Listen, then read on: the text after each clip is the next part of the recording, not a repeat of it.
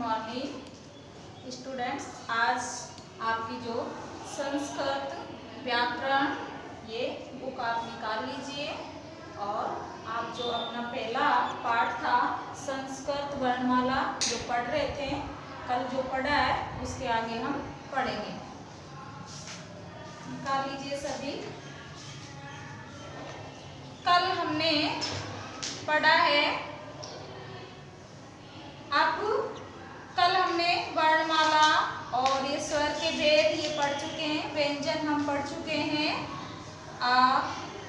अब पढ़ेंगे हम वर्णों के उच्चारण स्थान। क्या पढ़ेंगे हम आज? वर्णों के उच्चारण स्थान, यानी वर्ण है उनके उच्चारण स्थान। अलग अलग वर्ण के अलग अलग उच्चारण स्थान है, तो वह हम आज अध्ययन करेंगे। देखिए वर्ण है आपके ए, आ, क, ख, ग, घ, ण, है एवं विसर्ग जो ये दे रखे हैं ये आपके कंठ है। इसका उच्चारण स्थान क्या है? आपका कंठ है। ठीक है। फिर है आपका ई, दीर्घ ई, च, छ, ज, झ, य, स। इसका उच्चारण स्थान क्या है आपका? तालु से। तालु से आ रही है ना आपकी आवाज, तो इसका उच्चारण स्थान क्या हो गया है? तालु। फिर आगे देखिए री, ट, ठ, ड, ढ, ण, र, स। ये क्या आपके? मूर्धा। फिर आपका आगे री, ट, थ, द, ध, न, ल, स। ये आपके दंत है। कौन से हैं आपके? दंत। दांतों से हो रहे हैं ना, आप बोल रहे दांतों से। फिर आपका उ, दीर्घ उ, प, फ, व, भ, म। जैसे आप बोल रहे होठों से हो रहे ना, होठों की ज्यादा हो रही है इसमें। इसका उच्चारण स्थान क्या है? होठों से। जब हम बोलते हैं तो इसमें होठे हिलते हैं। आगे देखिए, अच्छा ये आपका उपधा मानिए प और फ, इनका भी होता नहीं है, ये लुप्त हो गए, एक तरह से तो उपयोग नहीं होता है। आगे आपका 6 नंबर पे ये म, न अनुस्वार होता ना आपके, आपके ऊपर बिंदी है अनुस्वार, और शब्दों के ऊपर लगाते हैं अनुस्वार। ये है आपके नासिका, यानी जो आपके व्यंजन है इसका पांचवा अक्षर है ना आपके ण, न, ये आपके नासिक यानी नाकों के द्वारा बोला जाता है। नाक से ध्वनि निकलती है, इससे हवा निकलती है आपके बोलते समय। फिर आपका आइए ये आपके कंठ और तालु दोनों से ध्वनि आ रही है इसकी। किससे आ रही है? कंठ और तालु से। आगे आपका 8 नंबर पर ओ, औ, ये आपका कंठोष्ठ यानी कंठों से। फिर आपका जीवामूल्य, जीवामूल्य जो आपके आए थे पहले चिन्ह, जैसे ये फिर कह के बाद में भी ये कह के ये आपके जीवामूल्य चिन्ह है। इसका उच्चारण स्थान जीवामूल्य है।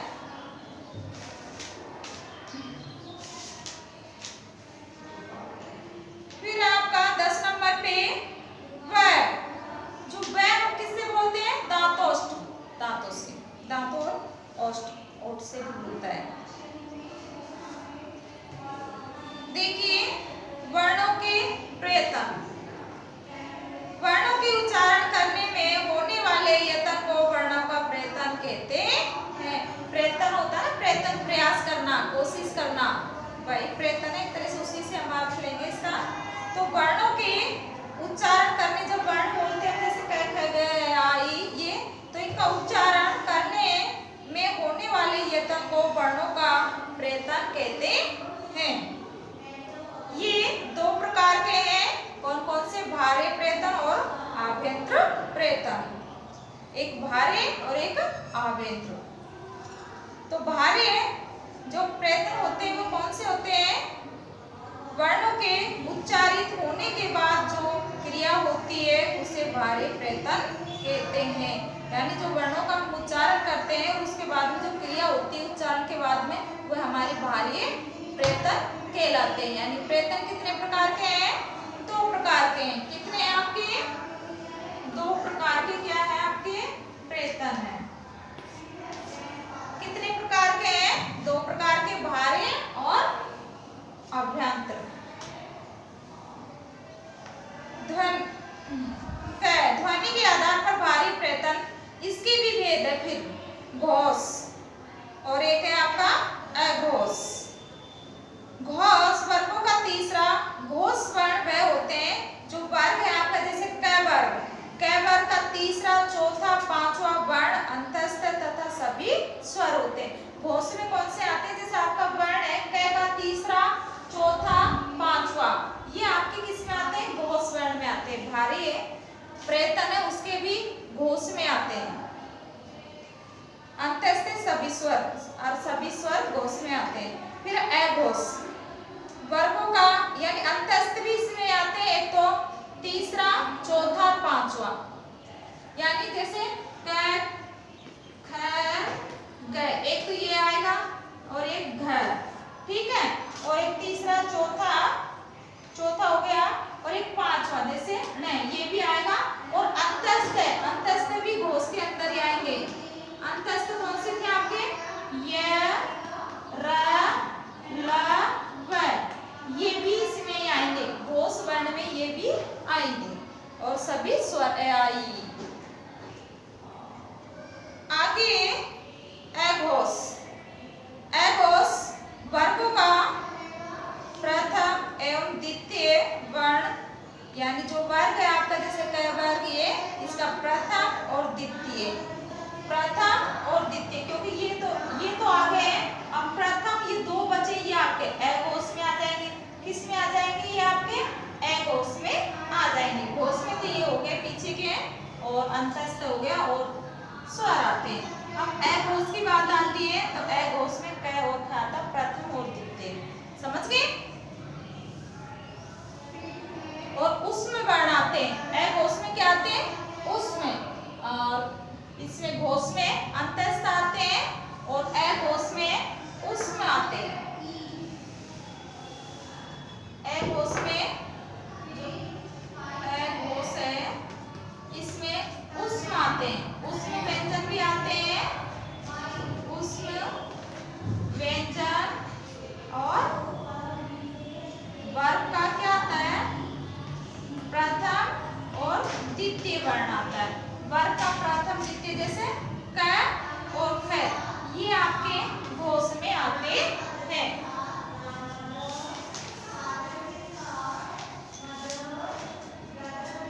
उसमें व्यंजन आप जानते ही हो, स जो पढ़ चुके हैं आप, स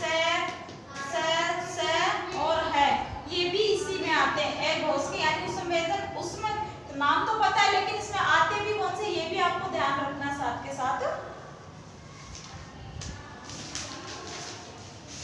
आगे आपका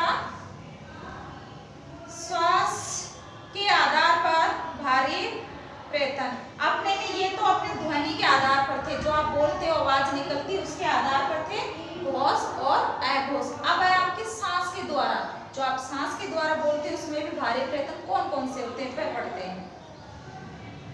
एक होता है अल्पप्राण, अल्पप्राण यानी छोटा। एक होता है महाप्राण। अब अल्पप्राण में आप देखिए, वर्ग का पहला, तीसरा तथा पांचवा वर्ण, जो आपका वर्ग है, वर्ग आप समझ गए हो, क, उसका पहला, तीसरा, पांचवा होता है। अल्पप्राण में क्या होता है? आपका वर्ग का पहला कौन सा हो गया? जैसे क, और तीसरा कौन सा हो गया? कौन सा हुआ? ग, और पांचवा नहीं, तथा सभी स्वर और अंतस्थ है। यानी एक तरह से वही है जो आपने घोष पढ़ा है वह है, लेकिन उसमें पहला नहीं आ रहा था, उसमें तीसरा और चौथा था। इसमें पहला, तीसरा और पांचवा। कौन कौन सा आता है इसमें? तो पहला और तीसरा, और कौन सा आता है इसमें? चौथा। पांचवा कौन सा आता है? पांचवें नंबर पे। ये आपके अल्पप्राण में आते हैं। इसमें भी वही आपके स्वर आएंगे और अंतस्थ आएंगे। जाएंगे। एक तरह से घोष के जैसे ही है, लेकिन ये थोड़ा सा यहाँ चेंज हुआ है। फिर आपका है महाप्राण। महाप्राण में आप देखिए वर्ग का दूसरा, चौथा वर्ण तथा उसमें वर्ण। इसमें क्या था, दूसरा, चौथा और उसमें वर्ण आते, इसमें उसमें वर्ण आते से और वर्ग का दूसरा आप समझ गए ना। जैसे कै में दूसरा क्या आएगा, खे। अब आपका है आभ्यंतर प्रेतन।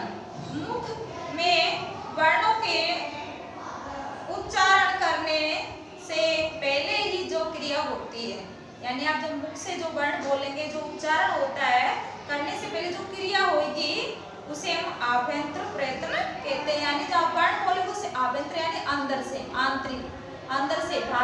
भारी होता जो बाहर हम बोलते वो सुन लेते, और जो हम बोलेंगे उससे पहले अंदर से जो आवाज तो होगी, तो वही है जो क्रिया हम करते हैं पहले बोलने से पहले, वो आपका आभ्यंतर प्रयत्न कहते हैं। जो कोशिश आप बोलने से पहले करते हो वर्ण को, वो आपकी आभ्यंतर क्रिया कहलाती है, आभ्यंतर प्रयत्न कहते हैं। ये 4 प्रकार के हैं। ये कितने प्रकार के आपके, 4 प्रकार के। इस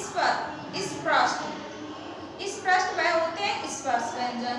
कौन से होते हैं, स्पर्श व्यंजन। आप जानते हो कितने हमारे स्पर्श व्यंजन, 25, क वर्ग से लेकर प वर्ग तक। ये आपके स्पर्श व्यंजन है। 5वें वर्ग कैसे, मैं तक व्यंजन, यानी आप क वर्ग से मैं तक बोल सकते हो, आप क वर्ग से प वर्ग तक भी आप बोल सकते हो, क्योंकि प की पूरी लाइन तो आएगी। ऐसे मिलाकर हमारे कितने हो जाते हैं, 25 हो जाते हैं। फिर आपका इसी स्पृष्ट। अंतस्थ वर्ण, अंतस्थ कितने थे आपके, 4, ये र ल व। फिर आपका इसी विव्रत, ये आपके उसमें वर्ण है, ये भी आपके 4 ही होते हैं, स है। फिर आपका विवृत, इसमें क्या आते हैं आपके स्वर आते हैं सभी, इसमें क्या आते हैं आपके पूरे स्वर आएंगे।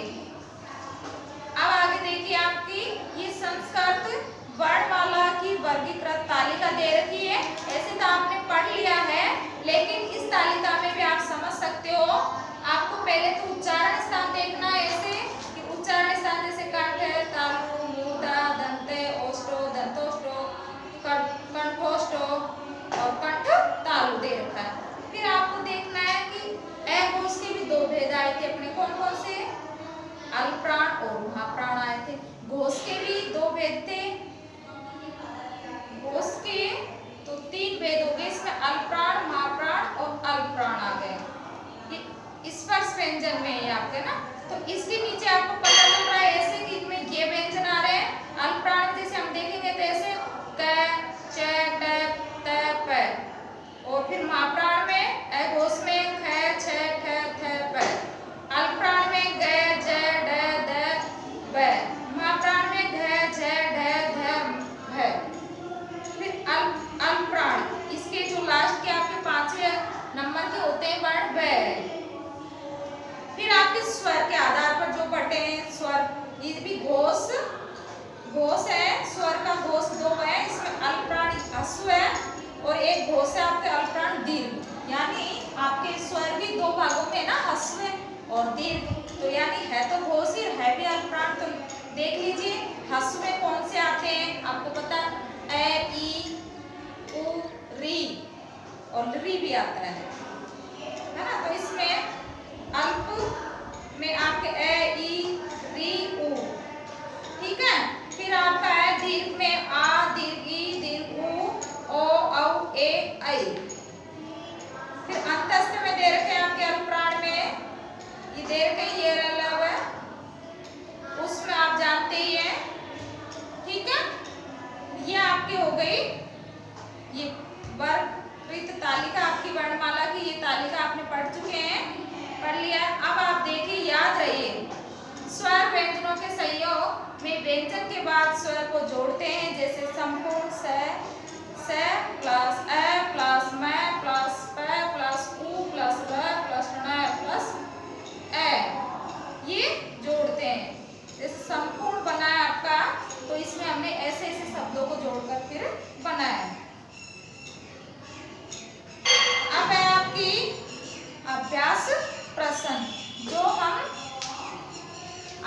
करेंगे अब नेक्स्ट डे।